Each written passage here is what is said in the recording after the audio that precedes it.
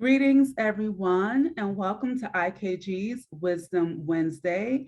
I am your host, Sister Ajwa, and I am so thankful that you all decided to join us tonight for another one of our Wisdom Wednesday presentations. For those of you all who may be new to IKG, IKG is an organization founded and directed by Anthony Browder, and one of our key featured programs is the Wisdom Wednesday monthly lecture series, where we host various speakers who speak on topics related to Black history, culture, spirituality, health, wellness, financial literacy, all various areas of life that affects us as Black people.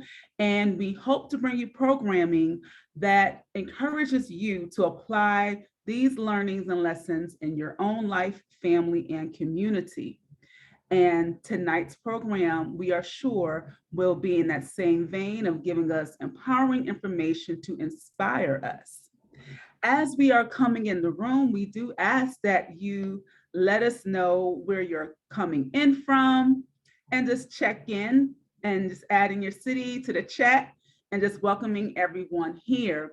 While you all are coming in, just want to go over a few housekeeping things. This is a webinar, so all cameras and microphones are disabled. And we ask that you engage with us via the chat. If you have questions for our speaker, we will have a Q&A session at the end of the presentation, and we ask that you place all questions for our speaker in the Q&A box. So before we get started, just want to say peace and greetings to our family checking in from, of course, Washington, D.C., where IKG is located, as well as folks checking in from Charlotte, North Carolina. We have Montana in the house, Tampa, Florida. Montana, again, this is the first time that I've seen two people from Montana. So welcome, Montana. We have Brooklyn in the house, DC, of course. Welcome, Silver Spring, Maryland, Chicago, Chi-Town. Chi is in here deep. There's like quite a few people in here from Chi. Welcome, welcome. LA is in the house. Thank you for joining us. Okay, in Chicago, you all are rolling deep. I've seen Chicago at least 6 or 7 times. We got Newark, New Jersey, Mississippi, California again. We have greetings from across the pond in England. Thank you so much for joining us. Welcome, welcome. We got Baltimore, Jersey, and New York again, Brooklyn again. Okay, Brooklyn might be catching up to Chicago. We have Philly, Oregon, Cincinnati, Ohio. This is so great to see where everybody's checking in from. So it really excites me to share all these different cities because we really appreciate you joining us. Staten Island, Alabama, Georgia, Detroit, Chicago again. Thank you all. And as you all continue to come in, feel free to drop your city. All right, so before we get started with tonight's program, just want to share with you information about an upcoming IKG event featuring Tony Browder. He will be presenting a Browder Perspective webinar. This event will take place on this Friday, November 18th. And the title of the webinar is From the Woman King to Wakanda Forever, Film, Fanfare, and the Future. It will take place Friday, November 18th from 7 o'clock to 9 p.m. And you can purchase tickets for $20 at Eventbrite. We will be placing the link in the chat for you to register.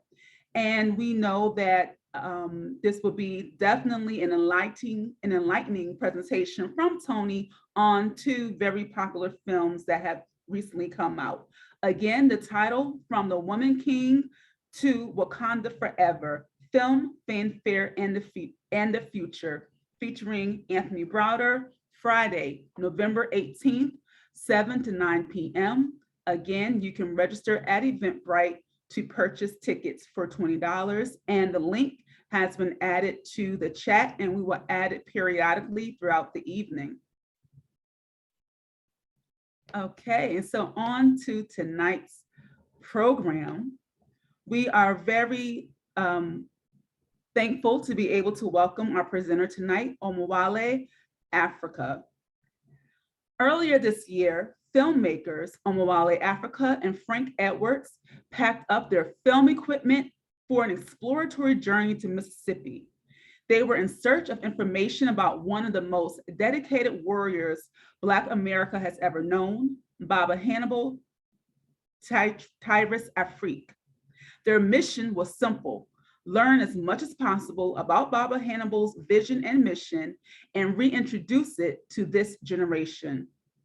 They achieved their first goal, and on June 5th, 2022, what would have been Baba Hannibal's 88th birthday, they released their findings in an article titled Reparations, Food Sovereignty and Starvation in America. Omowale and Frank are now in the pre-production phase for their new film project, Hannibal, the fight for food sovereignty in the South.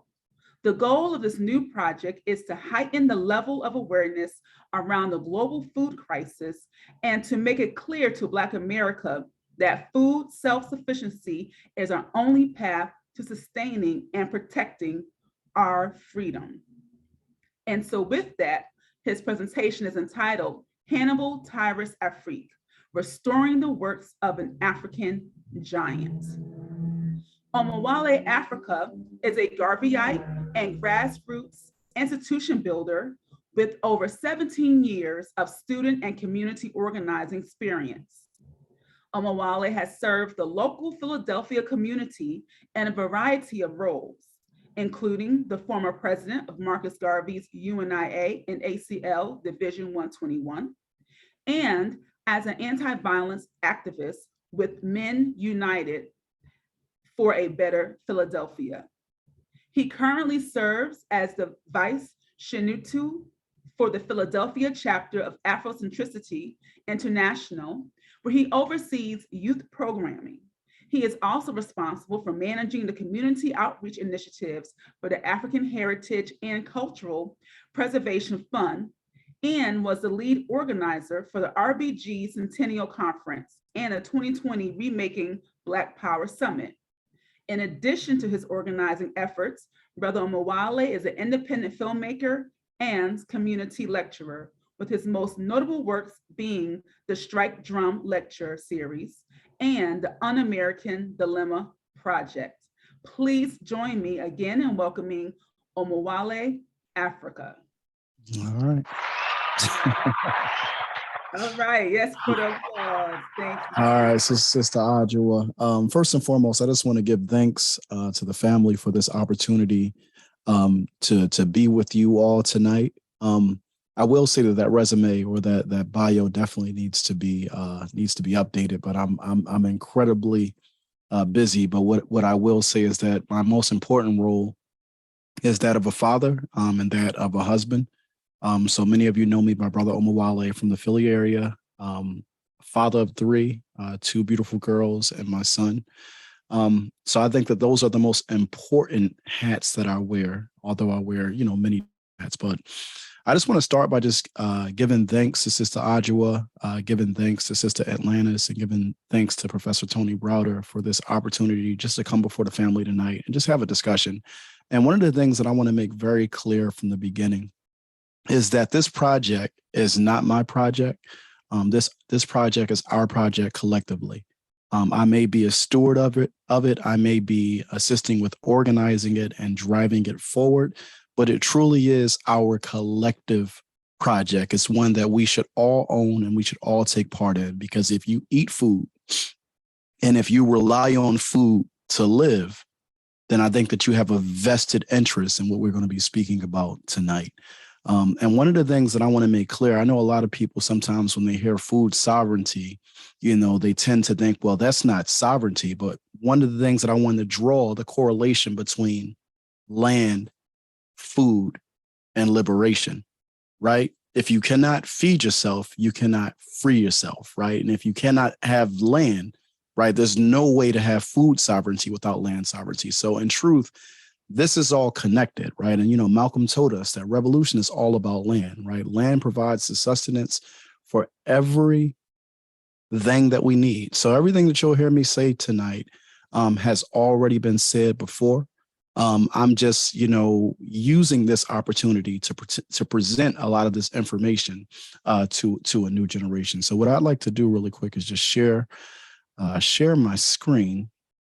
I'm going to get my slides up onto the screen. And I did take the time to put slides together for the family because I thought it was important. I thought it was important that we do that. And the way that I'm going to walk through tonight's presentation is I'm going to start by giving you all Baba Hannibal's bio, because if you're like me, there are a lot of young folks in our generation who have never heard of Baba Hannibal, Tirus, Afrik. So I'm going to read his bio because he's worthy of that respect, just given the work that he's put in, just his level of seriousness, commitment, dedication, right? This is one of those ancestors that we should all know. So I'll start by reading his bio.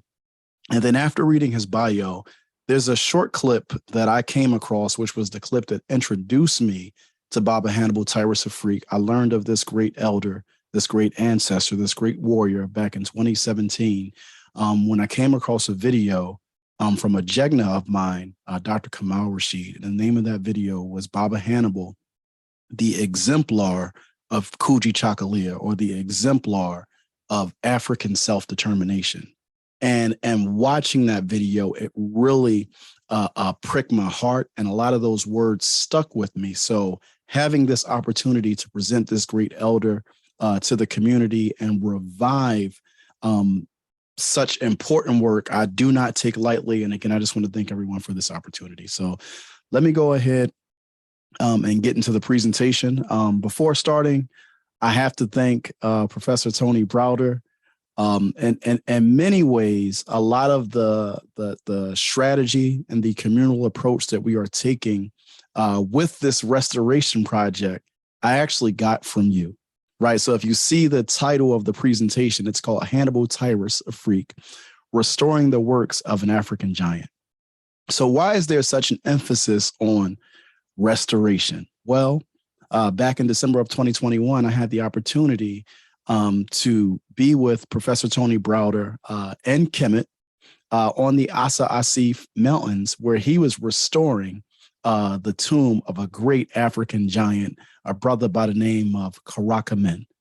And just looking at the level of detail and the level of consistency and dedication that goes into restoring our giants, I was inspired by that.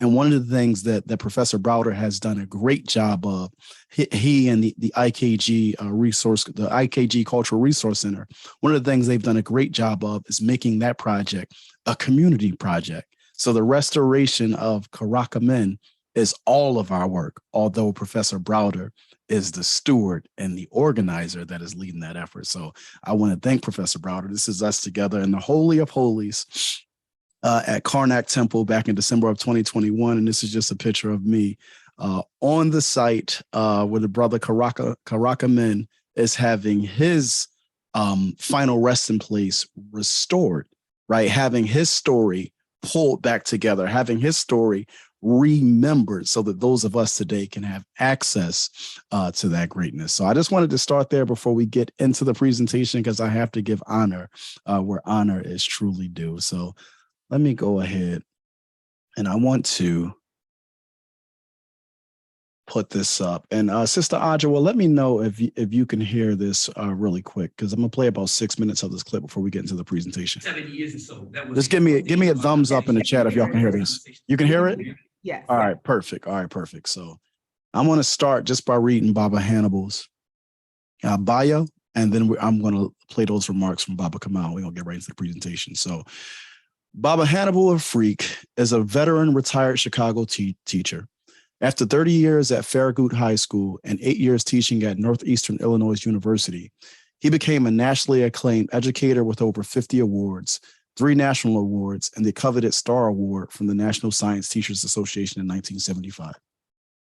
In 1968, He led the Black Teachers Association in a successful community control movement using the Farragut Black Manifesto as a model.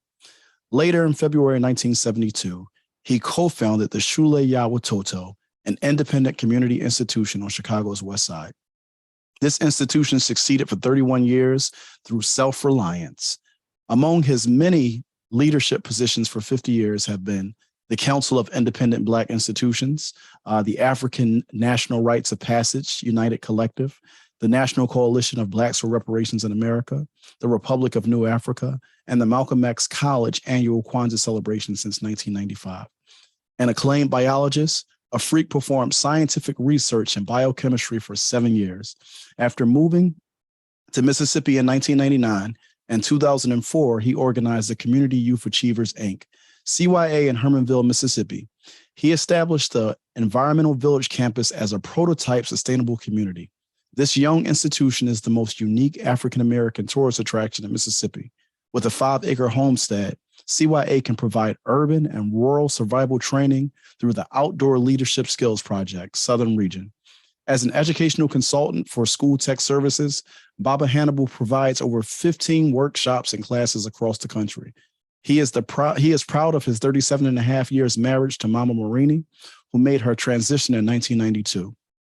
The father of 4 children, 4 grandchildren, and 2 great-grandchildren, Afrik personified the belief that children are the reward of life.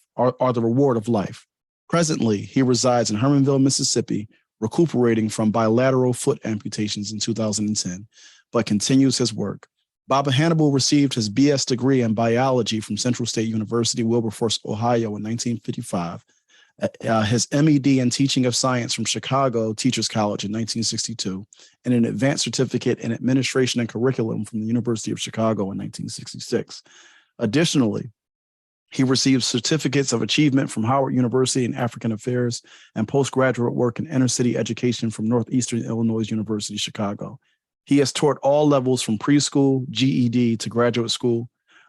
This was just sent out from the funeral home. So Baba Hannibal made his transition on July the 8th, 2011. So I just wanted to start by reading his bio because I thought it was important for us to start there. And now I just want to share with you all just a very brief clip. It's about 6.5 minutes long from Dr. Kamal Rashid, where, you know, this is the clip that really pricked my heart and introduced me to the works of Baba Hannibal. So I really want to start here before we get into the presentation. 7 years or so, that was a core theme in my conversations with him, as well as his conversations with the broader community of nationalists and Pan-Africanist folks, was the importance of us living the ideals that we profess to believe in. For him, it was not sufficient for us to declare ourselves advocates of Kuja Shagalia, but that we live that in our day-to-day lives. And so when I think about Kuja Shagalia, one of the reasons that it's my favorite principle is because I think of all the examples, all the exemplars of African warriorhood from antiquity to the present, all the exemplars of African warriorhood that have walked in just in what is today the United States. To me, Baba Hannibal stands preeminent among them. If we look at take a brief survey of his life, it's exemplary. It exemplifies the expression of this principle of Kuja Shagalia. So in the 1960s, when Baba Hannibal was a teacher at Farragut High School, and as the students and also the teachers and also members of the community were stirred around this idea of African people controlling the educational institutions of their community, Baba Hannibal, at some personal risk to himself in his own career, gave direction to this movement and assisted students in organizing, assisted teachers in organizing, attempted to spearhead this initiative for community control of school, community control of curriculum, because African people had got to a point in their history where they were tired of going to schools that alienated them from themselves. They had grown weary of the process of being educated, was Carter G. Woodson said, miseducated, in a way that did not prepare them to confront the arduous challenges that face us people, and they demanded something better. They demanded something that would allow them to define reality.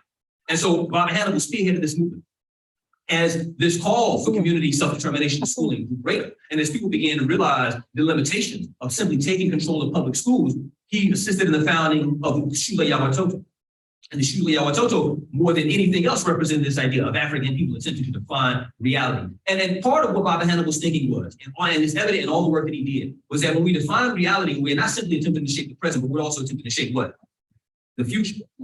Because our actions in the present are meaningless if they do not lead themselves to shaping a very deliberate future. One of the things that I say a lot with my family, and this was an idea that was inspired by Baba Hannibal, is that when you plan for the future, you leave nothing to chance. And so if we imbibe that idea, that when you plan for the future, you leave nothing to chance. That means we do not allow ourselves the luxury of compromise. We do not allow ourselves the luxury of deferring our obligations to tomorrow or to the next person. And when we look at the legacy of Baba Hannibal, we see someone who did not defer his obligations, his responsibilities to the next person or the next day or the next year, who did, as Malcolm X said, treated every situation, every problem that we faced as if it was all we needed, and it's already too late approach. We needed an urgent solution for urgent problems. And so Baba Hannibal, whether we're talking about his leadership among his students and the other teachers in the community at Farragut High School, whether we're talking about the founding of the Shule Yawatoto, whether we're talking about his work around the founding of the Black Survival Network. And that was something that Baba said alluded to earlier. And in the mid-1970s, Baba Hannibal spearheaded the development of an organization committed to providing survival training. And one of the things that one has to understand is that Baba Hannibal was always, even though it was kind of interesting, even though his training was in science, because he was a science teacher, he always approached the world through a sociological lens and was always reading society and reading what the things that were happening in society told us about what was yet to come. So when we get to the 1970s, the civil rights movement and the Black Power movement have been dismantled. They haven't fallen apart. They haven't simply lost. They haven't simply run out of momentum. So those movements have been dismantled by a state campaign of repression, which we know today is now called the counterintelligence program. At the same time, being hit with the double whammy, you have an dismantling of the civil rights and Black Power movements, and you also have the process of deindustrialization. You have the process by which the economic institutions that at one point in time sustained cities like Chicago, like Detroit, like New York, and others are being dismantled. They're moving to other places. And what was fundamental in that situation was that many people. Just really quick, what's important right here that he's addressing, because I'm really going to unpack this in the presentation and speak to the significance of Baba Hannibal's work then, but also the importance of us doing the work to restore those efforts now.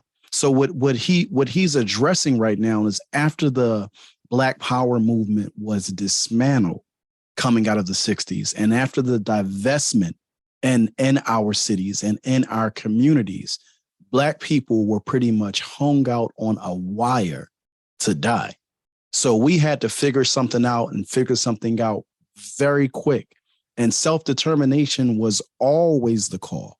And this is why free the land became the call, because our ancestors were incredibly clear from the moment of emancipation all the way up to today. Our ancestors were incredibly clear that our freedom was inextricably linked to the land. It's impossible for us to maintain and sustain freedom without control of land and without control of the systems we depend on for our survival, primary among them being the food system. So this is what he's addressing, but he's not just pointing out the problem. He's calling out the solutions that Baba Hannibal sought to put in place and that he dedicated his life to bringing and making a reality. So that's why I'm playing this clip. It's about 2.5 more minutes, and then I'm going to get into the presentation. But this is important because prior to me seeing this video, which was originally recorded in 2010, but I didn't see it until around 2017, I had never heard of Baba Hannibal. And I think that there's a reason that our giants and our jegnas and our warriors get erased from the conversation, especially at times like this when we need these voices and their examples so much. We have to do the work to remember and restore their legacy so that we can present them to this current generation. So let me keep playing this. We're asking, do African people matter? Do African people continue to serve a role in America? Because see, when Africans were brought to this country, African people were brought here as labor. And so the question becomes, once the labor of Africans is no longer needed, do African people need to continue to feed? And so out of this concern and what this represented in terms of the capacity of the community to ensure its survival, he came together with others and founded an organization called the Other Leadership Skills Project, or what we call today the Black Survival Network. And in all of the instances, all of the work that he engaged in, he was concerned about the future. When he moved to Mississippi, one of the works that he became engaged in, which I thought represented the depth of clarity that this man had about our present and also our future, was that he moved towards the formation of a group called the Agrarian Family Network. What the focus of the Agrarian Family Network was to create a collective of African families who were concerned about self-determination. Again, self-determination isn't just the ideals that we profess to believe in, but it's about what we do. And he formed this collective because these were families who concluded that, just like Malcolm X said, the basis of all independence is land. The basis of the capacity of any group of people to be self-determining is based on land. It's based on their capacity to control and build institutions that in effect ensure their future. And it was within that particular context that we began to have these conversations about things like sustainability, meaning the capacity of communities to feed themselves, the capacity of people to produce their own energy, the capacity of communities to sustain themselves over time, producing all the material things that satisfy their needs. So when we talk about Kujichagulia and the expression of Kujichagulia, I think first of all, we're talking about this process of transforming reality. Secondly, there's no clear example, as far as I'm concerned, of an exemplar of Kujichagulia, short of Baba Hannibal Afrika and the great work that he did in his life. And third, when we talk about Kujichagulia, ultimately we are talking about, if we are indeed practicing that principle, we're talking about our work in the present to transform that present, and by extension to transform the future. And one of the things that's clear when we look at the work of Baba Hannibal is that that work was always focused on young people. One of the things that he would do when he would pour libation, one of the last things that he would always say is that he would say, we pour libation for those not yet born. All right. So I appreciate Brother Kamal Rashid for providing that, because like I said, if it wasn't for him and for him giving that presentation, I would have never known about Baba Hannibal, Tirus Afrik. I would have never known about his work.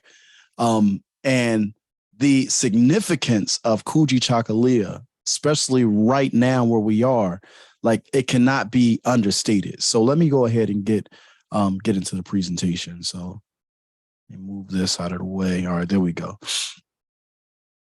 All right, what's going on with the slides? Here we go right here. So, all right, can y'all see the slides? All right, good. These are the slides moving good. All right, so right here, what you see on the screen, this is Baba Hannibal. He's leading the first annual Abakasim Sum ceremony that was held and organized down in Atlanta as a ceremony to remember and honor the works of Dr. John Henry Clark and our warrior ancestors. The reason why this image is on the screen is because at each event, each public event that I've done since learning about Baba Hannibal and his principles of just warriorhood and manhood, I've always sought to imbibe him into the workflow. So when we organized the RBG Centennial Conference, I reached out to Dr. Kamal Rashid and I asked him if he would come and do a lecture or a presentation just on Baba Hannibal, about Baba Hannibal being the exemplar of African warriorhood, because I truly believe that we have to revive this Baba's work. So this is Baba Hannibal leading the first annual Abakasim Sum ceremony.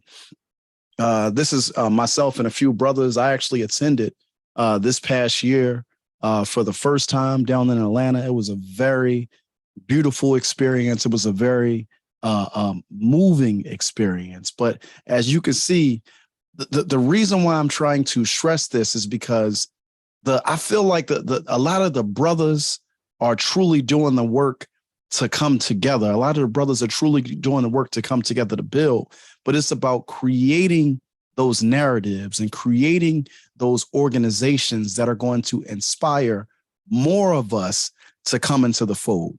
And a big part of what I'm hoping to achieve with this project is I want this project to inspire, right? I want this project to be a mode of activating folks to become active participants in their own liberation, right? Especially if we're thinking about the future and what our children will inherit, given the conditions that we're presently faced with today. So I wanted to share that. And what I have here is, so at that ceremony annually, Mama Marimba Ani puts out a paper called The African World. She puts this out annually every year during that ceremony. And I was able to get a copy of the 2021 paper. And in that paper, they actually did a tribute to Baba Hannibal. And what I have here are some of the tributary statements that were given by some of our esteemed elders in our community. So I have one from Mama Marimba and I have one from Baba Baruti. But it's just not those two individuals. You know, Baba Hannibal is one who is deeply respected from anyone who is close to the work. If you're close to the work of liberation, if you have been consistently loving on African people and preaching African or Black liberation, Baba Hannibal's name is a name you'll know. But it's sad because many people in our generation today don't know him, which is why I'm purposefully seeking to use him and his story as the canvas to tell a deeper story about Black America and our continued fight for food sovereignty. So I'm going to start here with this quote from Mama Marimba. It says, Baba Hannibal was my Jegna of war. He taught me the concept of sovereignty, which for him meant African sovereignty. Baba Hannibal was a military commander. He guided us in training, strategy, and objectives. He exemplified Subenpa, good character. His word was truly his bond. He demanded much of us and of himself. When greeted with, "How are you doing?" he would always answer, "Being productive." When we volunteered to do work or were assigned a task, he would invariably expect a written report of the progress.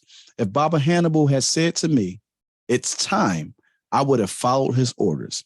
I trusted his judgment, his degree of seriousness, level of commitment, clarity of purpose, and readiness for war were exemplary, greater than anyone I have ever known.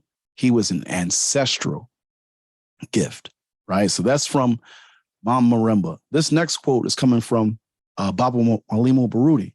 He says, Nana Hannibal Titus Afrik was a consummate warrior who naturally evolved into a masterful Jegna to countless warriors. He epitomized the idea of a frontline Imhotep man, a man without contradiction, whose abiding vision was nothing less than African sovereignty. He did not speak in complicated terms. He, as Nana Malcolm instructed, made his every word plain. His logic was flawless in its straightforwardness, his core thoroughly grassrooted in our way. That's from Baba Baruti. This I found when I was searching for eulogies. One of the people in our community who eulogized him, of course, was the Nation of Islam. So I found this in their final call when they did the eulogy for Baba Hannibal. And this is what the Honorable Minister Louis Farrakhan had to say about Baba Hannibal. He said, after his passing, the Honorable Minister Louis Farrakhan credited Baba Hannibal with helping him to find his purpose. When some wanted to take my life, it was Baba Hannibal and others who stood with me, the minister said, recalling the late 1970s and early 1980s as he sought to rebuild the Nation of Islam.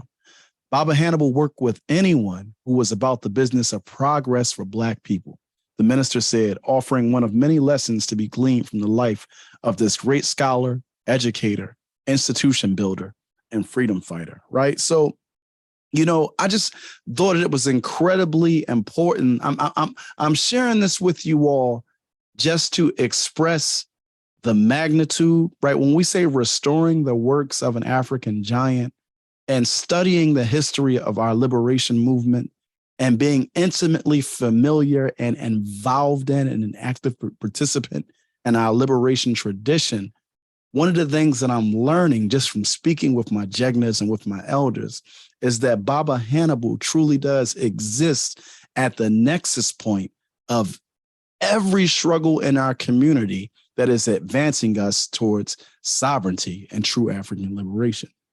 One of the things that I've learned is there is literally not a piece of work when it comes to institution building or sovereignty here in Black America that you can touch that Baba Hannibal did not leave his imprint on. More than just a work, he left his imprint on the minds and the hearts of our people.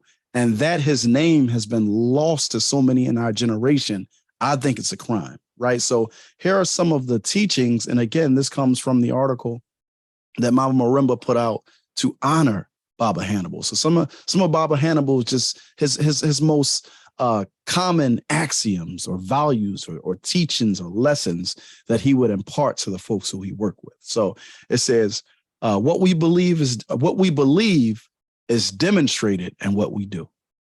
That's one. He says, the ancestors have put us here for a purpose.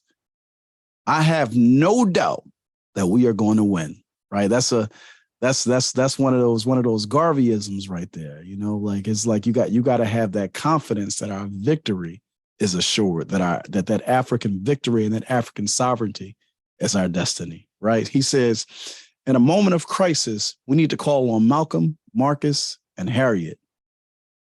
We must believe that we have the ability to create our reality and the courage to defend it after creating it. Our quest must be for national sovereignty. Otherwise, we are condemning our children to be slaves. And I want to let that sink in for a moment. I truly do want to let that sink in for a moment, because in this statement, Baba Hannibal, one, is letting us know that the work that we are doing is for the children, for the generations to come, right? But more importantly than that, the work that we are doing is going to determine what it is that they inherit. Will they inherit slavery, or will they inherit sovereignty? There truly is no in between. Now, some of us have managed to be okay with a more comfortable slavery, but what we have to do is start to make more and more of us uncomfortable with this situation. And the way that we go about doing that is by exposing more and more of us to the reality. And what is that core reality that we are faced with as Black people, especially in America? It's the reality that we are landless. It's the reality that we are 100% dependent on another group of people to feed us. Dr. Bobby Wright used to say, what is slavery? Slavery is when another group of people controls all of your vital institutions that you require for survival. And that is the situation that we exist in during the period of enslavement. And that is the situation that we are still presently existing in, right? The last two quotes here, Baba Hannibal says, once you compromise, one compromise leads to another and another and another. And then last but not least, he says here that the warrior has to provide and protect, guide, and direct. And his life truly did embody that. His life was one of dedication and commitment to our future, to our children, to educating the minds and strengthening the spirit and the hands of the people, of the children of our nation. So this is why I keep saying that this project is really not my project. You know, I'm not here to preach to you and to get you excited.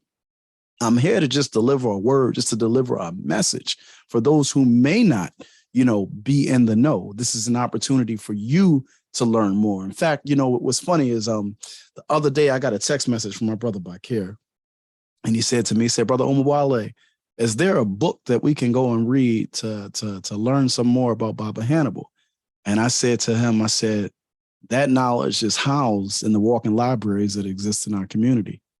Part of the importance of this project is documenting that knowledge. So traveling around the country to meet with the elders who walked and worked or were led or followed Baba Hannibal, right? Getting that information, learning about his war strategy, learning about the different formations that he was trying to develop and updating them and providing them to this current generation. So that's a big part of the work that we are seeking to do. So as I stated, earlier this year, myself and my media partner, my brother Frank, aka Slam Bradley, we drove down to Mississippi, to Hermanville, Mississippi, to the Community Youth Achievement, the CYA, Homestead, the Survival Encampment. And we sat with Baba Joe, who's the current custodian of that particular land, just to learn, okay, what was Baba Hannibal's, what was his vision and what was his mission, right? So that was really just the first leg of this project, to learn as much as we possibly could about that. And once we did that, we shot a video and we spread the information out so we can get more and more brothers and sisters on board to help us to tell this story. So after we shot the video, and you can find the video, it's on my YouTube page. The video was up there. It's a very powerful interview with Baba Joe. But following that, leaving Mississippi, I actually wrote an entire essay. The essay is called Reparations, Food Sovereignty, and Starvation in America.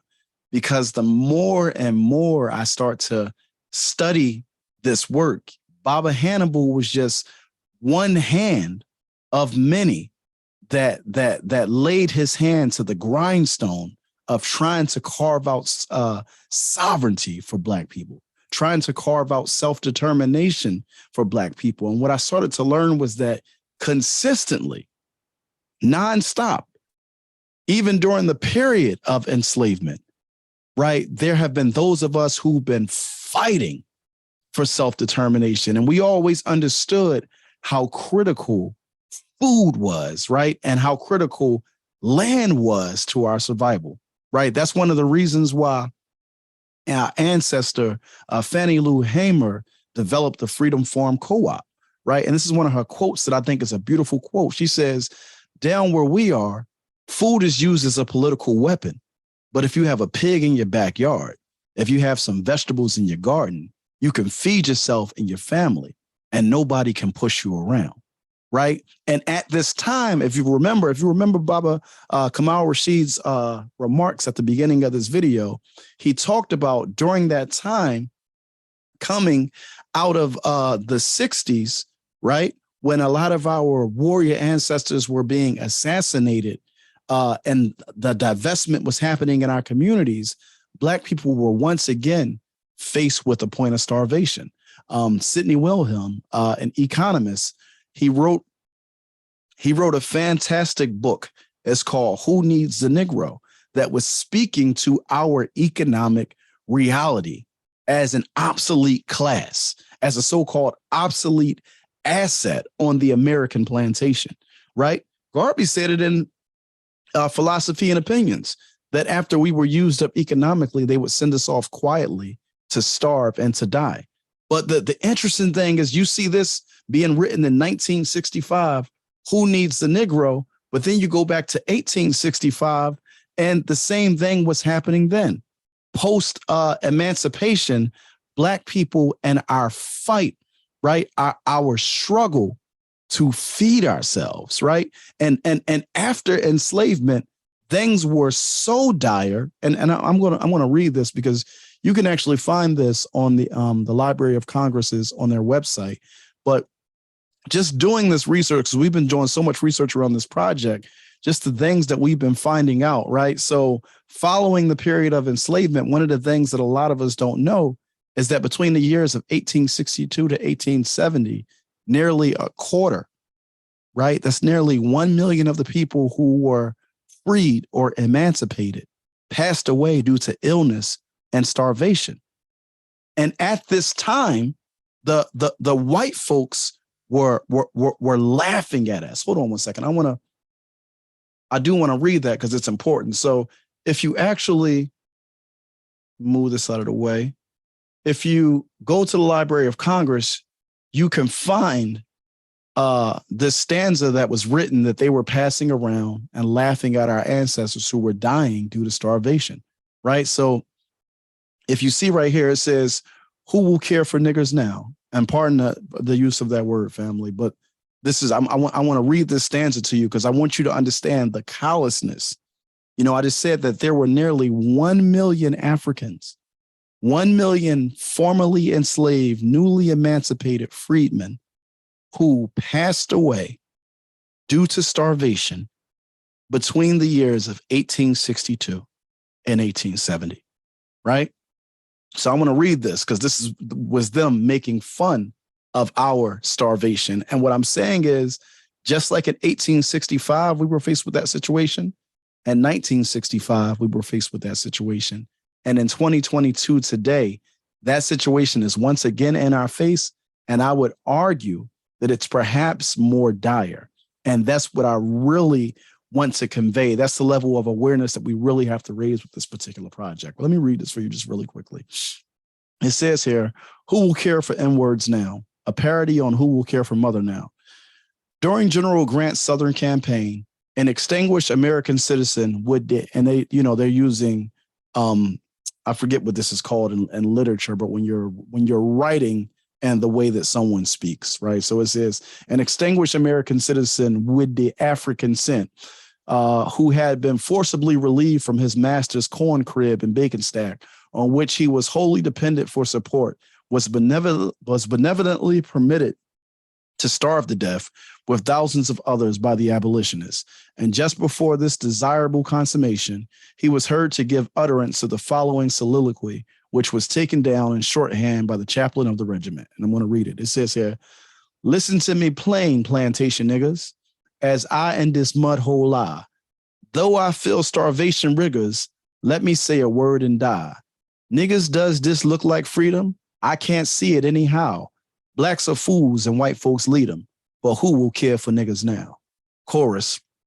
Not going to read that. I'll read it. It says, here, niggas, I am dying. See the death sweat on my brow? This some freedom, no use crying. Who will care for N-words now? Some say N-words good as white folk, gizzard foot and Igbo shin. Don't believe it, 'tis a tight joke. Handsome, but you can't come in. Well, you lived on when you lived on old plantation, earning with a sweating brow, plenty clothes and plenty ration, but who will care for N-words now?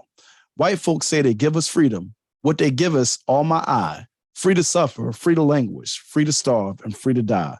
No potato, corn cake, bacon, we must to starvation bow. If this freedom, I was mistaken, but who will care for N-words now?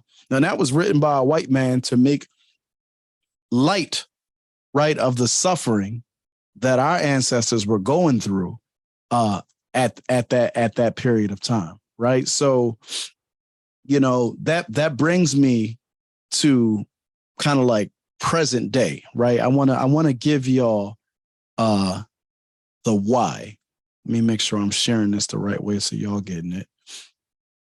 I want to give y'all the why, right? Why is this project significant? Like, what is the existential crisis that we're trying to bring to the attention of our community right now? And why am I saying that this is a collective project? It's not my project. We all have a vested interest. If you eat food, if you rely on food to live, you have a vested interest in helping to tell this story, helping to tell this narrative. So what is the why?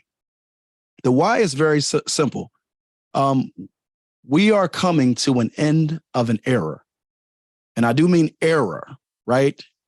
You know, this period of so-called modernity in which the world was turned upside down, right? The white folks that came out of Europe and stole the land and resources from everybody on the planet over this 500-year period that they literally refer to as the modern era, right? So coming after the Dark Ages up until present day, over this 500-year period, every group around the globe has had their land and has had their sovereignty removed from them. But why is this critical? This is critical because if all of the wealth of nations has been consolidated and calcified, right, by a very, very small group over a 500-year period. Over a 500-year period, they've taken all of the resources, right? If you understand anything just about survival, just basic survival, your land, right? Your land is your primary means of survival. Land is what sustains you. It's what feeds you. It's what clothes you. It's what houses you. Now, if somebody comes and steals your land from you, then you need another means of survival. You either need those people to care for you, i.e. during enslavement, where they imprisoned you and forced you to work, and they fed you rations and they clothed you and gave you poor housing, right? So you either need another group to care for you, to enslave you, or you have to find another way to gain access to the land that they've stolen from you. And over this period of time since emancipation, the way in which that we've obtained access to the resources of the material world has been by selling our labor into their economy, selling our labor into the global labor market, right? But the thing about the labor market and the economy is that it transforms over time. So at one point you had an agricultural-based economy that transitioned into an industrial economy, that transitioned into a service-based economy, which transitioned into a knowledge-based economy. And now we're at what they refer to as the fourth industrial revolution, which is an economy that is largely driven by artificial intelligence and data. And one of the hallmarks of where we are presently in this economy, in the modern era, one of the hallmarks is that human labor is not and is projected to become less and less necessary for the production of profit. So the question becomes, when they took your land, at one point, you was able to get some scraps because during slavery, they fed you. None of us want to go back into slavery, but they took your land from you. So you have no primary means of survival. So at one point, you were able to sell your labor to them. And you could use the money that you earned from working, from selling your labor, to gain access to the resources that they stole from you, right? But with that labor market shrinking and moving away, right, we're in a situation now where are you going to gain access? Over this 500-year period known as the modern era, they've literally calcified and consolidated all the resources, which is why when people talk about the need to redistribute the resources, or when people talk about a maldistribution of resources, Malcolm already told us that revolution is based on land, and it's simple. Because without land, you have no sovereignty. Without land, you can't be self-determining.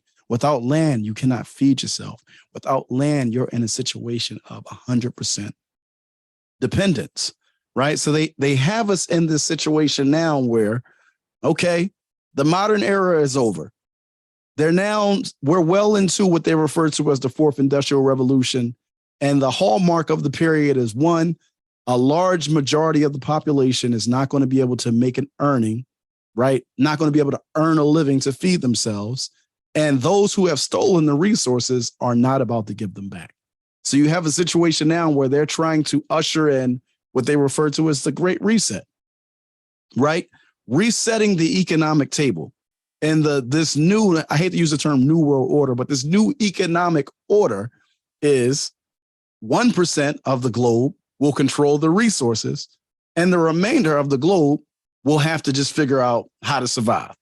You understand what I'm saying? So this is the situation that we find ourselves in. So why is this critical? I said since the period of emancipation up until today, there has been a consistent fight from Black people for land, self-determination, and for sovereignty. That fight has never stopped. In fact, we should be fighting the most hardest right now because our position is perhaps the weakest that it's ever been right now. So now we are in a position where we are literally 100% dependent on the global corporate economy, the global food system to feed us, right? And the global food system is currently cannibalizing itself the same way that the banking system was.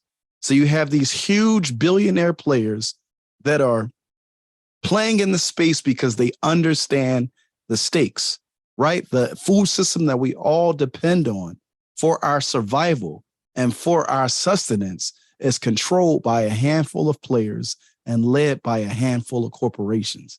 So the question that we have to ask, and it's a question that we're trying to ask with this documentary, is if you don't have no land and you can't sell your labor, how are you going to feed yourself and your children? Remember, I said Baba Hannibal always gave an emphasis on children and the future, right? This is why the clarion call for the movement became free the land, because it was understood very clearly that without land, we have no means of survival, right? So now we're in a period of super high inflation. Inflation year over year is 12%, right? So your earnings ain't going up that high. A lot of us can't earn. So that means that the money that we do have is going a lot. It ain't going as far as it used to go, and you ain't getting as much as you used to get. So I know that a lot of us, like to put our head in the sand and think that, everything is going to be okay. The white folks will figure it out. They got everything under control. But the truth is they don't. This was an article that was put out in The Guardian on May 19th, 2022, on Malcolm X's birthday. The article is called The Banks Collapsed in 2008, and our food system is about to do the same, right? This is incredibly critical because just like we saw massive mergers and consolidation happening in the banking system when the banks got so-called too big to fail and they ended up failing anyway, the same thing is literally presently happening in our food system. And all of the analysts across the globe are calling it out. Now, what's happening is there's movements from Haiti to Sri Lanka of people in the street who are up in arms because of this situation, up in arms because of the gas prices, up in arms because of the food prices, and there is massive unrest. You're not seeing it on the news because those same corporations, those same handful of people control the same handful of corporations. So they got us thinking that everything is hunky-dory. Meanwhile, and I'm not, I'm not saying the sky is falling, but I want us to understand the situation that we're faced with. Right? Black people in this country in 1917 had 14% of the arable land, right? Of the land that you could grow food on, we could have 14%. That's how much land we had in 1917, how much farmland we had, right? As a result of the racist USDA, who a lot of our elders call the last plantation, as a result of racist US policies, in 2017, it was last recorded, we got less than 0.5% of land. So the question becomes, who's going to feed us? Just like they had that racist poem in 1865, who will care for niggas now? The question we should be asking ourselves, who's going to feed us? We're so dependent on go to school, get an education, and go sell yourself into the white economy and earn a living, right? But at the end of the day, Baba Hannibal said it, and that's why that quote is so important. If we are not committed to sovereignty, then we are literally committing our children to slavery. Like there is no in between. I already gave y'all this about how the end of slavery led to almost 1 million Black people passing away due to starvation. Again, this is that dependence model that we're locked in. So it looks like I spelled sovereignty wrong here. No, I didn't. I spelled it right. But this definition, so what is food sovereignty, right? And how does it differ between like food security? So food sovereignty is a food system in which the people who produce, distribute, and consume food also control, emphasis on control, right? Self-determine, control the mechanisms and policies of food production and distribution. What are the mechanisms of food production? Land, machinery, like you have to control them in order to be food sovereignty. If you don't control the land, you can't be food sovereign. It says, pardon me, it says this stands in contrast to the present corporate food regime in which corporations and market institutions control the global food system, right? I literally just searched this 5 minutes before I got on here. Just put in global inflation, right? I put in food inflation, and all you see, food inflation is at a 45-year high. So you have a situation where corporations control the land. And because they control the land, they're destroying the land because they believe in chemical farming, right? Because chemical farming for them gives them apparently higher yields. So they control the land, control the factories, control the store, and you have to go out and earn a wage in order to go to this store to purchase the food that goes on your plate. But what happens when the price of food goes to the roof and your wages are staying stagnant? Or even worse, when you can't earn a wage? It's slavery. It's dependence. And that's why this fight for food, like our ancestors who were the most clear, they understood this and they never let their eyes off the ball, right? This comes from forums.org. It's an organization down in South Carolina. They crunched the numbers and we got less than a half. We got less than 0.5% of land right now as Black people in America. And we're presently losing of that we have remaining. We're losing about 30,000 acres per year, right? So this documentary, Hannibal, to Fight for Food Sovereignty in the South, listen, our ancestors, Baba Obadeli, Queen Mother Moore, like they were like, those 5 states in the South, we have to get serious, right? About institution building, about politics. You know, you can have an inside game and an outside game, but your outside game better be stronger. Meaning outside of the electoral system. You know, there's some folks who advocate for complete abstinence. I tend to be in that camp, but I understand that there'll be others who won't. Regardless of that, we have to understand that our situation is so dire that we need a roadmap that gets us to sovereignty. And with this documentary, what I'm hoping to do is to document that roadmap and that narrative in a way that really pricks the hearts of our people, the same way that my heart was pricked when I first heard Kamal Rashid give that speech about Baba Hannibal, right? So the name of the documentary is Hannibal, The Fight for Food Sovereignty in the South. Just to give you an update, we started fundraising for this project on the 5th of June. We kicked off an Indiegogo campaign on June the 5th. It closed on June the 4th. So the total funds raised, we raised $7,200 via Indiegogo. Via Cash App, we got about $345 to date. And so the thing about Indiegogo is they close out your campaign after 60 days. And Cash App, for me, I want to be as transparent as possible. So I created a donor box campaign, which is sort of like GoFundMe, because that is public and visible, and it can stay up until you meet your target. So currently today, we raised the total funds of $7,742. Our goal is to get to 70K so that we can start production for this project in April of 2023. So the production timeline, pre-production work is literally already in progress. You know, this is with me being a father, being a husband, working full time, still doing this. And I want to thank everybody who's, you know, been coming along to give support or give different strategies and tactics, how we can keep advancing the conversation. Because in pre-production, you know, that's the period where you're doing your research, you're doing your preliminary interviews, you're designing the script, and you're collecting all of your, you know, your archival assets that you need in the film. And then the actual production is when you start recording. So the hope is that with next spring, right, when the earth is budding, you know, we can get out there and capture this story. So we want to be recording from April to July. So hopefully we can close out our fundraising by March so we can, you know, our production timeline can be on time. But in the interim, we still have to continue to raise awareness.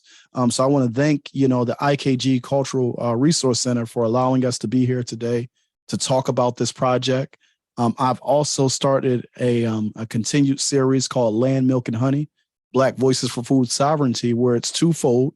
I'm using it to interview people who are doing work around food sovereignty and food self-determination. So what that does is it helps to raise awareness of the existential crisis, but also as a part of this Land, Milk, and Honey series, we're also trying to raise money. So every time we do a series, we're just giving people an update like, hey, family, we're still trying to raise the money to get it out there. So y'all can check those out.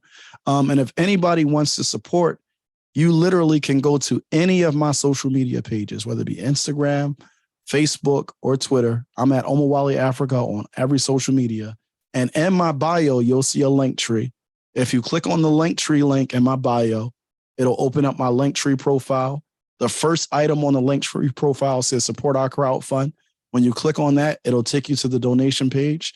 And you can just go ahead and you can make a donation there. So I'm going to stop here. I hope that y'all ask lots of questions because I have a lot of material over here in the background that I would love to share with y'all, including current events. So I got it all over here teed up, but I'm just going to stop right there for now and open up for Q&A. Thank you, Brother Omowale, for that wonderful presentation, definitely inspiring us and informing us of the importance of food sovereignty, especially in this day and really all days, right? So again, we are going to move into our Q&A session. And if you have questions for Brother Omowale Afrika, we ask that you place those questions in the Q&A box, and we will pose those questions to our speaker. But before we start our Q&A, we have a special cameo appearance from our founder and director, Tony Browder, who is going to tell us about his presentation on Friday. Okay. Hey, family, how are you all doing? In any other words. How's everybody doing? Doing great. Great presentation, Brother Omowale. I appreciate what you're doing. I appreciate the investment you're making in documenting the stories of our heroes and sheroes. I'm from Chicago, as many of you all know, and I knew Brother Hannibal when I was in Chicago before I left to come to Washington, D.C. in 1971. And I was introduced to him by my Aunt Rosie, who was a teacher, a high school teacher in the Chicago public school system. And she revered Brother Hannibal. She just loved his spirit. She loved his dedication and devotion to the students, as well as the community. So you're right, there is an absence of information about his life. And I appreciate you taking the time to drive to Mississippi and Georgia, wherever you need to go in order to get footage to document his story. So I appreciate that so much, as well as I appreciate you, my brother. Thank you. So let me just let everyone know that we've got a couple of things coming up. Tomorrow, I am going to be on the Carl Nelson Show, WOL. I'll be on from 8 until 10. And then on Friday, we have the webinar that I'll be doing discussing The Woman King and Wakanda Forever. As you all know, I have a special love for film and a special way of presenting information about film. You will love these two, my presentation on these two films on Friday. And I also put in the chat the link to a podcast that Ta-Nehisi Coates did. It's an interview with Chadwick Boseman where they talked about his film career. He talked about working with Ryan Coogler. He talked about Ryan working with Chad Boseman. It's a really informative and heart-filled, spirit-filled interview. The link is there. I encourage you all to check it out and listen to it. It's about 40 minutes long. And that's all I have to share. Thank you so much for the support that you've given IKG for the past 40 years. We've got some wonderful things in store for 2023, so just stay tuned. And a special shout out and a special thanks to my two angels, Adjua and Atlantis, for holding it down, taking care of Wisdom Wednesday, and making sure that things continue to move forward consistently. So thank you all so much. And Sister Adjua, I'll turn it back over to you for the Q&A. And Brother Omowale, thank you so much, brother, and you stay safe and keep doing the good work. Thank you, brother. All right, you're welcome. Awesome. Thank you. Thank you. Thank you, Baba Tony. All right. So as we are moving into the Q&A, again, I'm going to ask that you please post all questions in the Q&A box. That way we can make sure that we do see your questions. Before we get started, I did want to ask Brother Omowale, if people do not have Cash App or social media, what are some other ways that they can donate? Well, we have the donor box, Okay. and donor box, you can use any credit card.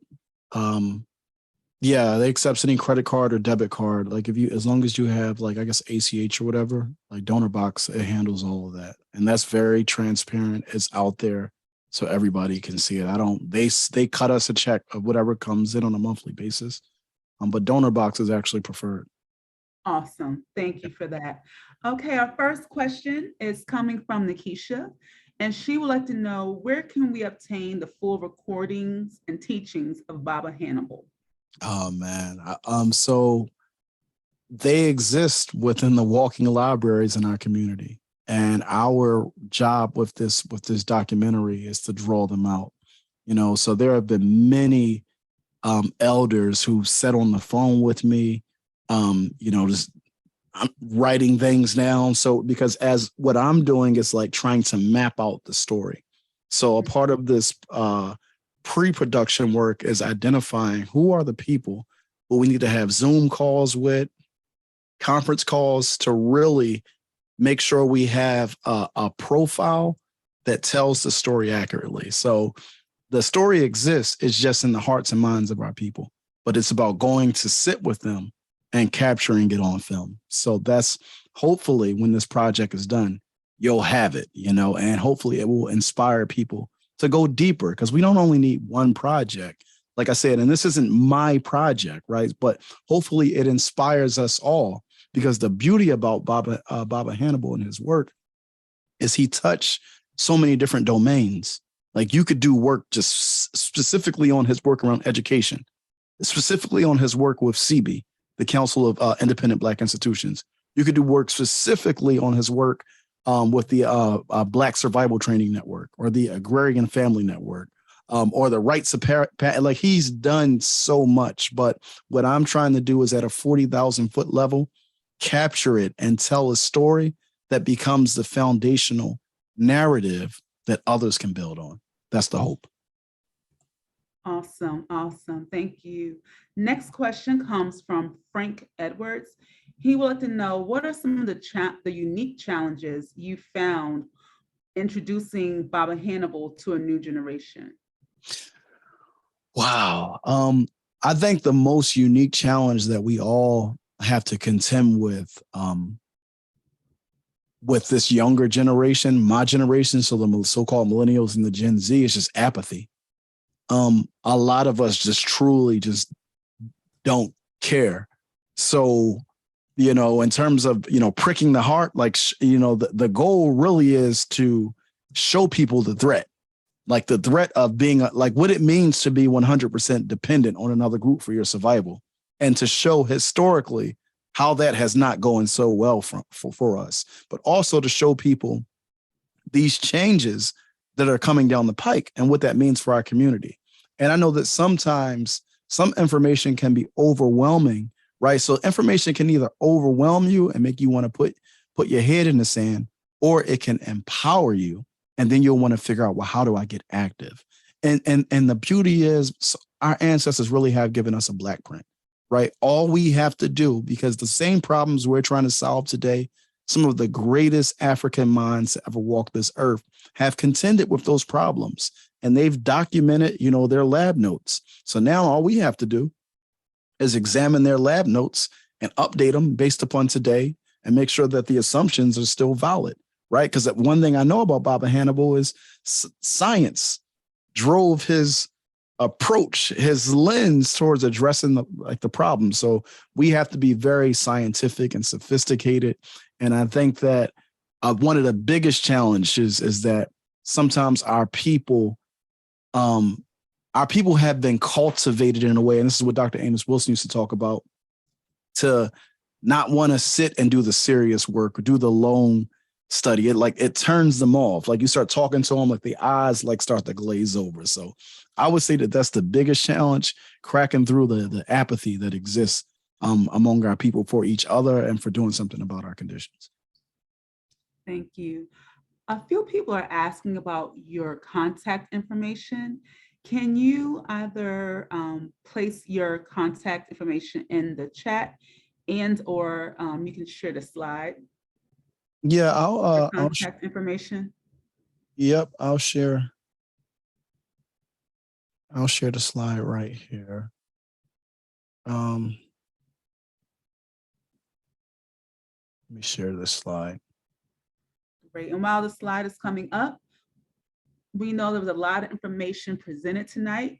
So we do ask that any follow-up questions, any clarity that you might have, please add those questions to the Q&A box and we can ask them of our speaker. All right, can y'all see the slide there? Yes, we can. All right. What this is, I've never shown anyone this, but if you want to contact me, I can be reached by email at info@omowaleafrika.com. That's Africa with a K. You can connect with me on any social media at Omowale Afrika. And my website is omowaleafrika.com. Now, I've never shown anyone this before, but I was having a conversation with my brother Bakir the other day.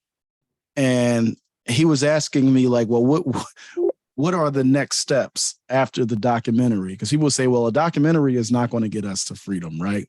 And a documentary is not. The goal of the documentary is to inspire our people to become active participants in their own liberation. We literally put together a high-level scaffolding. Now, the details aren't in this one, but I'll share the high-level scaffolding. It's called the Hannibal 2030 plan. So it's not just a documentary. The documentary is the first leg on the journey, right? Because the documentary gets more and more people and more resources to commit, right, to this work of African liberation or this work of African sovereignty. So what we developed is something here called the Hannibal 2030 plan. And I'll give you the high level summary. It says the plan comprises a collection of grassroots projects and initiatives aimed at developing a network of fully functioning, self-reliant communities throughout the American South. This web of connected institutions will serve as a base of economic power for the establishment of regional trade and local commerce. The immediate focus of the Hannibal 2030 plan is the enhancement of our capabilities for food production, wellness, and preparedness, referred to as our Freedom Core curriculum, which is necessary to break the chains of maladaptive dependence and actualize political, economic, and cultural sovereignty. The ultimate goal of this project is to free us to create a world of our own that reflects outwardly through institutions, a grounding in our own African-centered culture to be passed down to the next generations, right? So that the documentary is really just the start on this journey, but there are several other projects that follow the documentary. Like we have an institution that's right now it's online, but the goal is for this to eventually be on the land where Baba Hannibal, the CYA is currently, that's called the African War College, which is an institution. I have a book that I'm writing that is laying out a framework for the organizational efforts, right? Because if we're talking about reviving some of these efforts and reviving some of these formations, you need a vehicle on which they can be housed. But one of the last things I would hate to do is to create an organization that doesn't have a blueprint or a framework. So I have a book that I'm documenting called Combat Ready Lifestyle. I'm a grassroots handbook for reviving the dead. And dead is just an acronym for the descendants of enslaved Africans in the diaspora. So that's the second project. And what you see here, this is called the Council of Black Restoration Activists, which is the organizational apparatus. And I got this. So when we were in Kemet with Baba Browder gave me a lesson about this image right there. That's called the Haru Badet, right? The Haru Badet, it's a reflection of Horus, but it represents what those cobras on the side, what they represent is divine African sovereignty. That's what those cobras represent. So the cobra seal, when you see that cobra there in the middle and we say establish 6262, what we're doing is we're putting us back on our time. And the first project that we're working on is the project of building African men, right? So that's already in the works. But following the release of the documentary where we're talking about food, okay, Omowale, you gave us this whole documentary about the importance of food sovereignty. How do you go about achieving it? Well, Hannibal Farms is the apparatus that we'll be looking to use, for that. So like it goes on and on and on. But one of the most important parts of this, and people, some people critique me about my media strategy, but I really did get this from Garvey. So Garvey has a quote in Tony Martin's book, Race First, where he says, I have many large schemes on my mind for the advancement of my people that I cannot expose at the present to the public, as in such a case, my hope of immediate success will be defeated, as my enemies are so many and they are ever anxious to misrepresent me. He says, I have firstly to found a press of our own and to get some working start so as to demonstrate my true intentions. So Garvey said, in order to organize our people, the first thing he needed to do was to found a press, meaning a media. So we have various, media projects. Right now we're using YouTube because that's giving us a platform with audience. But the goal really is to build our own media wheelhouse, right? Where we can put out documentary projects and projects that politicize our people and advance us toward liberation. So like I said, it's an entire It's a multi-phase project that we're ultimately calling the 2030 Hannibal Plan, because we recognize that it won't happen overnight. But the documentary is the first leg of that plan. So I hope that makes sense to people. I've never, ever shared this document with anyone before. So y'all literally are the first ones to see it. All right. Well, count us lucky. Thank you so much for sharing that and providing some of the plans to take place after or alongside of this important documentary and work that you're doing. Another question that we have is coming from Corey Stewart. And Corey is asking, is a path to food sovereignty a negotiation with the current power structure? And if so, who would or should be our spokespersons for such negotiation? Yeah, so there's a lot of interim steps there, right? Because first of all, if you ever want to use the term negotiation, well, individuals don't communicate with institutions. Institutions communicate with institutions, and nations communicate with nations.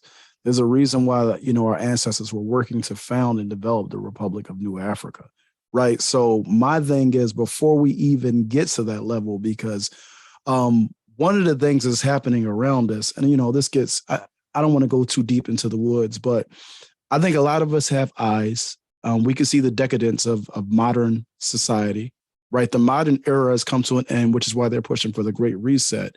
And in order for them to achieve the Great Reset, there has to be a controlled demolition of the current systems and institutions that exist in order to make way for this new reality. So my argument ultimately, right? They say that there's two forms of power. There's organized money and there's organized people. First and foremost, we have to get organized collectively, and we have to be organizing along true principles and philosophies that center us in our tradition and sharpen us for whatever is to come down the road. So right now, in terms of the land situation, my perspective is always by hook or by crook. Some people are buying land, some people are snatching land, whatever it is.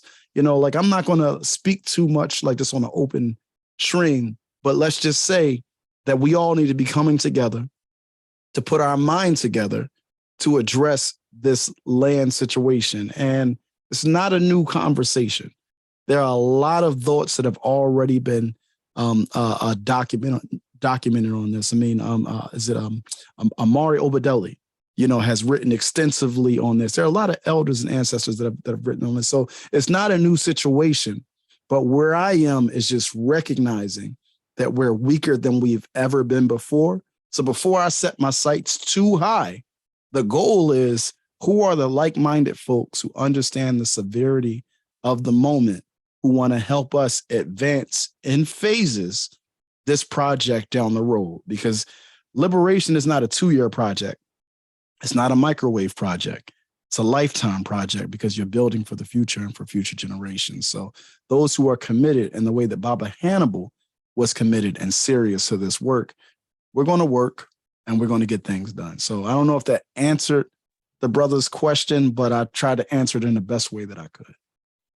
Okay, and just to follow up on that, thinking about securing land, you kind of spoke to what people can begin to do to secure land, but are there like specific actions or organizations or things that people can do to begin securing land? And on that question, would you say that it's more important for individuals to purchase land or to come together as a collective? And if so, is there a particular location? And of course, everything doesn't need to be stated here, but what can be shared or suggested, feel free to add.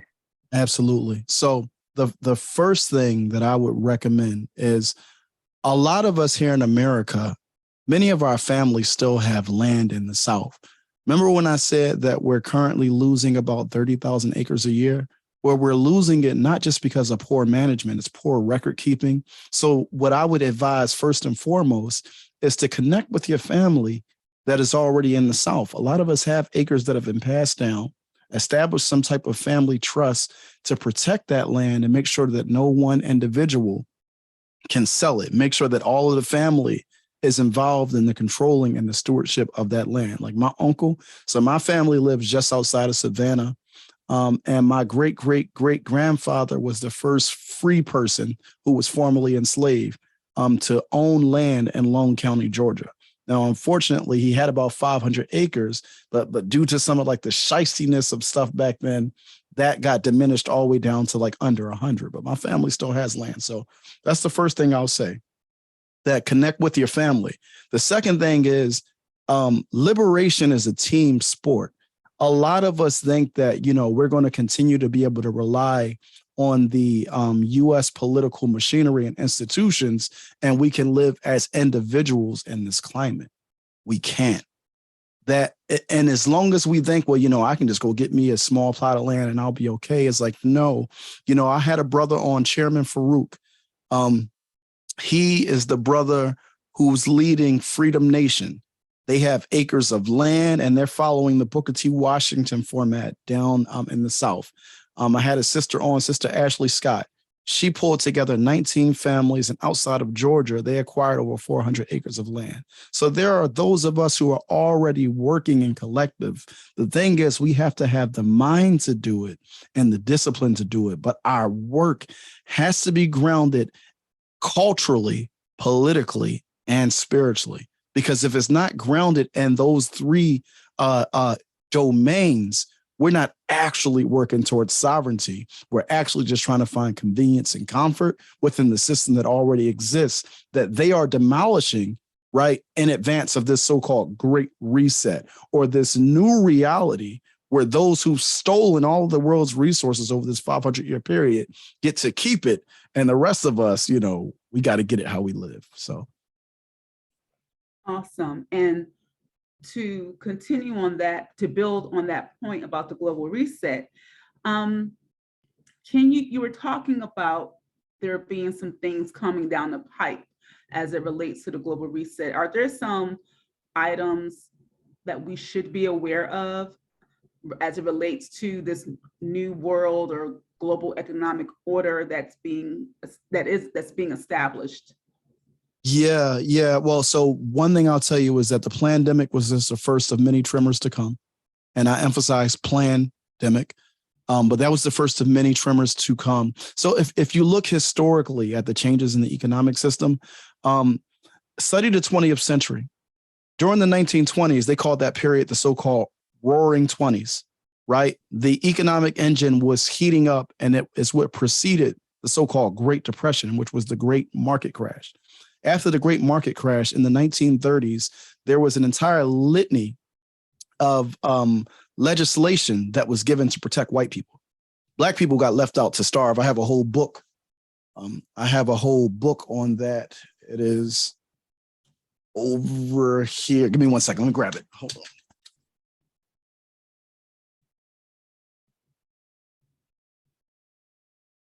Okay, baby, give me 1 second, okay?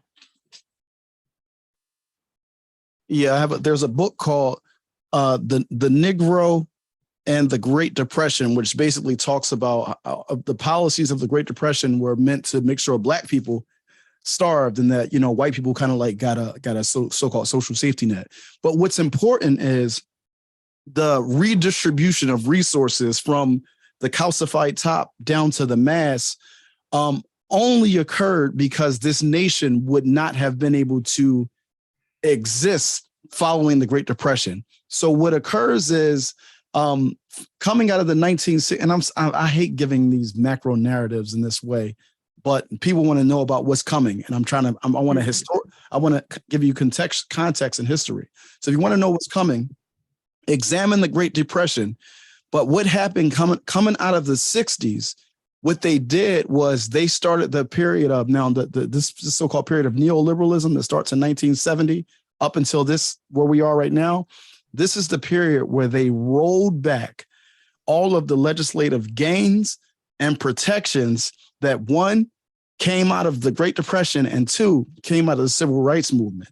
So what that means is when this next collapse comes, there are no legislative or systemic protections for the people.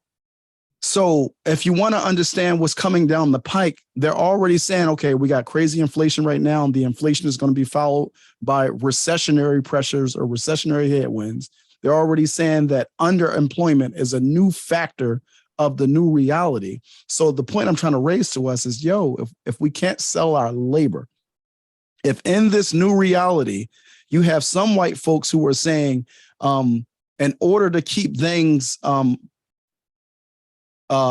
stable, we might have to do something called UBI, which is universal basic income, which they tested out during the pandemic, and they realized that it's a horrible idea, and it also leads to inflation. So that basically what I'm saying is this system is not sustainable.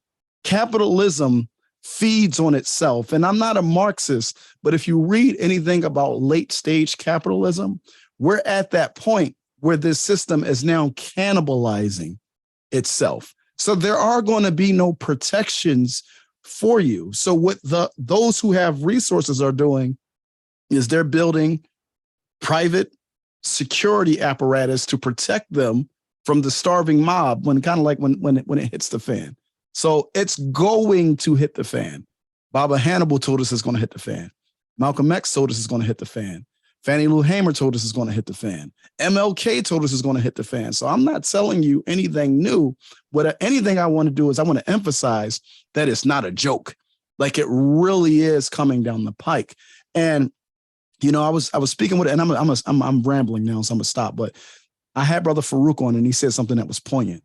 We were talking about the so-called Maslow's hierarchy of needs, and he said what it is a lot of us have false self-actualization. We actually believe that we got those base needs on the pyramid met, right? We believe that we got, food, clothing, shelter, safety, belonging met. So a lot of us are operating as individuals, which is the top of the pyramid, self-actualization. But what's going to happen is we're going to start to fall back down that pyramid as conditions, racial conditions, economic conditions, as things start to get topsy-turvy and you get these economic tremors around you, more of us going to realize like, oh, we got to lock up arms and come together for our protection. So that's, that's a Garveyism. When Garvey says, when all else fails to organize the people, the conditions will. So the atmospheric conditions are changing. Some of us are responding by being productive and in a positive way, trying to organize. And then others of us are responding by attacking one another. So you get these new Negro formations that are attacking other Black people because we feel insecure about our situation. So, yeah, I'm sorry for rambling like that. No, thank you. Thank you for providing that context. Very important.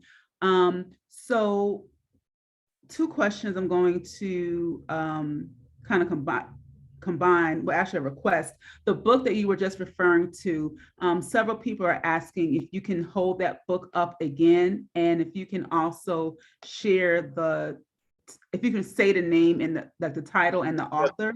The book is called Negroes in the Great Depression, and it's by Raymond Walters, R-A-Y-M-O-N-D, Walters, W-O-L-T-E-R-S. It's an old book. I found it in one of those, I used to shop at those antique bookstores, and I found it in it, but I'm pretty sure you can find it on Amazon. And related to the question to the topic of starvation, Nubia Kai, Dr. Nubia Kai asked, can you repeat what you said about the Black freedmen starving during and after the Civil War? What was the number? Yeah, so between 1862 to 1870, nearly 25% of the 4 million enslaved Africans passed away due to starvation and illness. And the book that comes out of, I'm going to give you the reference so y'all can go and find it. That comes out of, one second. So that book is called Sick from Freedom, African American Illness and Suffering During the Civil War and Reconstruction. All right, so that's the name of the book, Sick from Freedom, African American Illness and Suffering During the Civil War and Reconstruction. Now, they don't tell us about that in our history because I guess that's a a part of shame on the abolitionists, because the Southern plantationers were like, listen, if you let these Negroes go, they don't know how to take care of themselves. They're going, because, they wanted to keep us enslaved. So the abolitionists, when they saw us actually, listen, you can't free a people. People require land to survive, which is why, the two greatest institutions, the primary institution that Black Americans or the formerly enslaved Africans sought to build after slavery was the family, right? Our marriage rates and family rates were higher than anybody else in this country. And between the years of 1865 to 1917, we had acquired 14% of the land here in this nation. That's a major feat for people coming out of slavery, right? And not only did we do that, that was the period of institution building. So we knew that we needed our own cultural institutions to house our liberation. And, you get the boys attacking, Booker T. Washington, only to come back in 1933 after the Great Depression to say, oh man, listen, I think the Booker T. Washington was right. So you get the boys in 03 attacking Booker T. Washington, and he goes on this, evangelical campaign from 1903 to 1933, trying to convince white people to save Black people, only to arrive at 1933 and realize that, oh, white people ain't going to save us. We got to save ourselves. And then he took the Booker T. Washington position and got thrown out of the NAACP. They document that in this book. Okay, thank you. A couple of questions related to your documentary. I'm going to post two together. One is from Bomani, will there be a soundtrack for the project? And the question from Karen is, how will we be able to view the documentary once it's released? Yeah, so to Brother Bomani, first and foremost, absolutely. Man, you know how much I love music, and music, the art plays a role in our liberation struggle. It plays a role in so the soundtrack, what is the soundtrack to our freedom? Like I think about like when I listen to, what's my guy name who, Curtis, is it Curtis Mayfield, who put the album out in 1970? I wasn't born at that time, but I just feel like that music just captured, just the moment, like the raw spirit and feeling. So absolutely, that's music will be with the documentary. And where can it be seen? The goal is we want to actually do live screenings in the major, pockets around the nation before we make it available on the website. So we have a website, HannibalForums.com. It's not up and running yet, but you'll be able to access it. Like after we do the live screenings, the rest of the community will be able to access it on HannibalForums.com. Why do we want you to go to Hannibal Forums? Because Hannibal Forums, the other elements in that plan, that's where all those things will be housed. They'll be housed on the Hannibal Forums website. All right. A question from Marguerite. She says, the movie needs to be widely circulated, especially in schools, because it's not that the youngins, must be from DC, that the youngins don't care. It is that they don't know enough to care. Yeah, they are intentionally miseducated. Is there a plan to meet them where they are? Popular cultural forms that can be used as a hook to engage them. Listen, yes, there is. It absolutely needs to be refined. And I want you to know that I agree with you 1,000%. I actually take a lot of stones because I'm always trying to. So I've been intentionally inserting myself into conversations and spaces where people say, Brother Omowale, that space is beneath you. And I always reply and I say, no, it's not. This conversation is not beneath me. These people are not beneath me. This is where our people are. And if we don't want to go to where our people are and talk to them in a language that they understand, then, we can be highfalutin and we can be pious all that we want. But they are on TikTok. They are on YouTube. You got to find a way to. There's a battle for their mind space. They are being told what to do every day. And what I mean by that is TikTok is telling them what to do. The television is telling them what to do. The music is telling them what to do. And all of the messages that they are getting are not messages that will build a strong African man or African woman. All of the messages that they're getting are meant to weaken them and keep them dependent.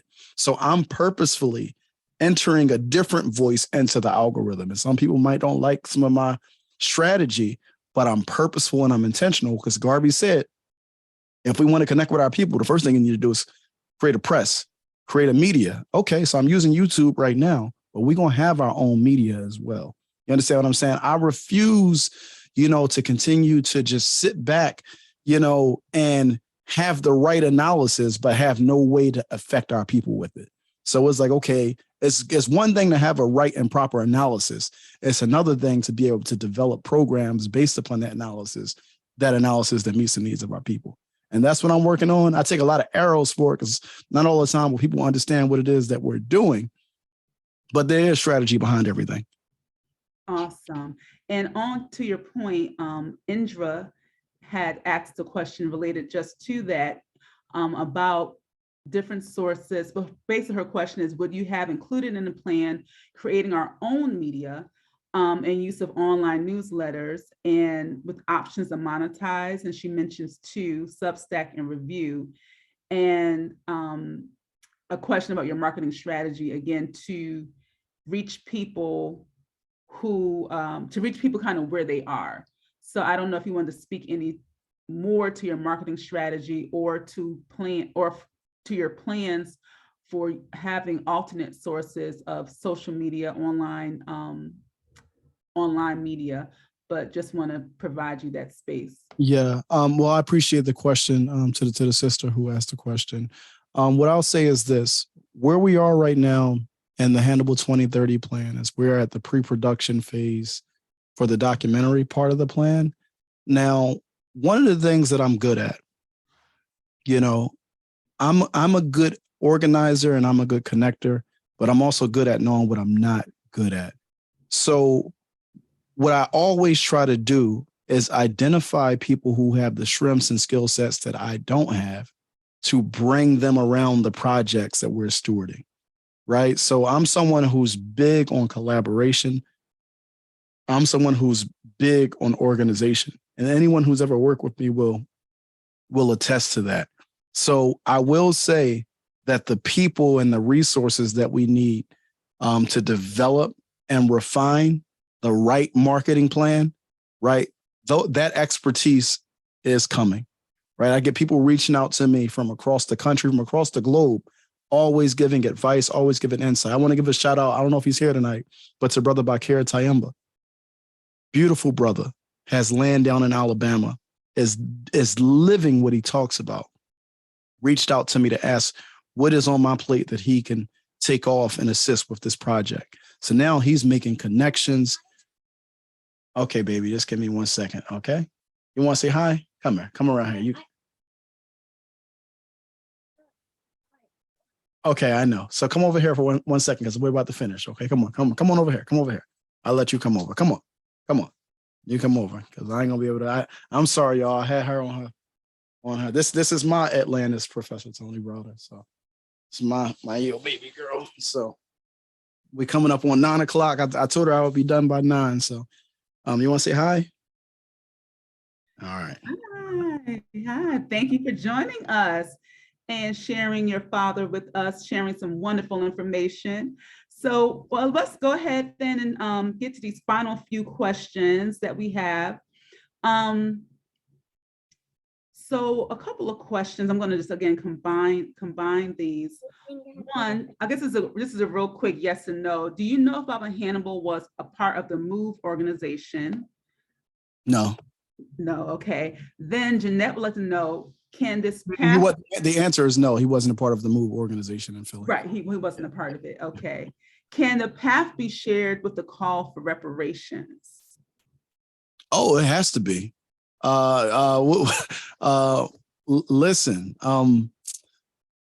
Queen Mother Moore, or reparations now, reparations today, reparations forever, right? We can't talk about land and sovereignty and self-determination. Reparations is linked in that. So if you read that article that I wrote an article called Reparations, Starvation, and Fight for Food Sovereignty in America. So yeah, these are linked. And Baba Hannibal. Yes, I like your hair, baby. Baba Hannibal was one of the founders of NCOBRA, the National Coalition of Blacks for Reparations in America. So absolutely. Great. Are there plans, this question is coming from Damara, are there plans to include available land in the different countries within Africa and or Caribbean, or establish a model here and take it abroad? Yeah, so for me, and this is my particular outlook, and I was talking to Brother Kamal Rashid, and he said that one of the things that Baba Hannibal used to say is, if we can't make liberation, if the model, the South should give us the practice.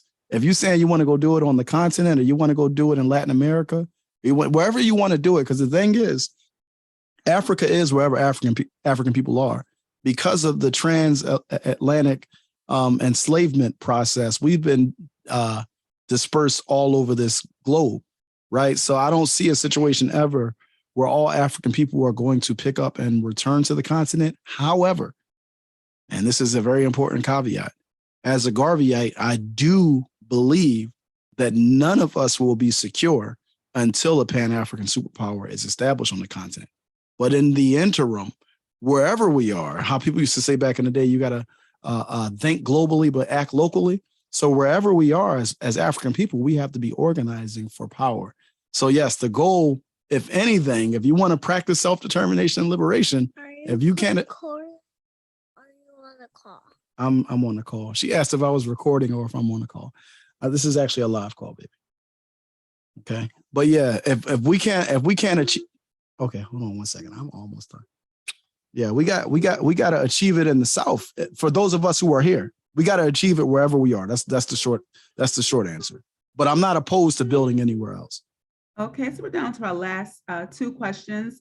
One from Lisa. There is a narrative that Black people do not want to return to farming as there is trauma associated with the history of the past. Are you seeing this in your work, or do you feel this is a myth? I think that is a myth.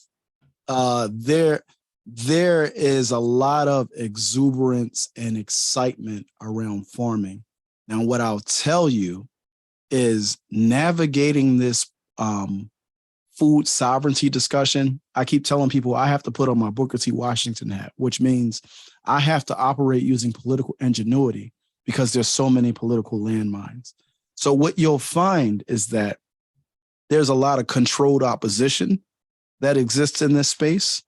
There's a lot of people who hold ideas that are antagonistic to African self-determination and African sovereignty that exists within this space.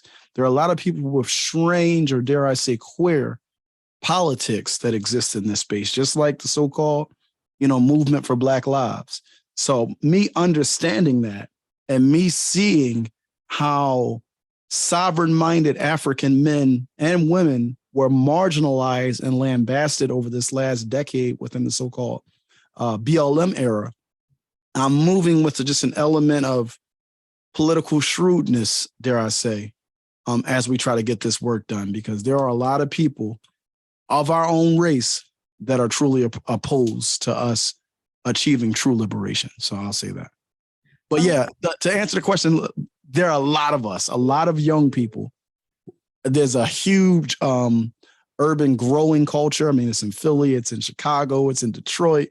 So like there was literally just the last weekend of August, I believe, the North Philly Peace Park, which is an urban growing community garden. They hosted a national symposium. I think it was called the Black Land Futures Conference. And they brought folks from Alabama. That's where I met Brother Bakir at. They brought folks from Detroit. They brought folks from New Orleans, from Chicago. Chairman Fred Hampton Jr. was there. And we all came to talk about Black land futures, growing food. And this was a very young audience. So yes, it's there. And I'm going to capture them in the documentary because they're a part of the story. Okay, and our final question, which I think is so fitting, being that you have your beautiful daughter joining us. This question is coming from Frank, and he asked, has the new information you've garnered while researching for the documentary changed your personal approach to feeding your family? It's a good question, bro. What I'll say is this: I am just as enslaved as everyone else, which is why I push for collective work, right? Because this is not something that I can do individually. I'm just as dependent, on the global food system as the rest of us. My wife is a nurse practitioner. I'm a CPA.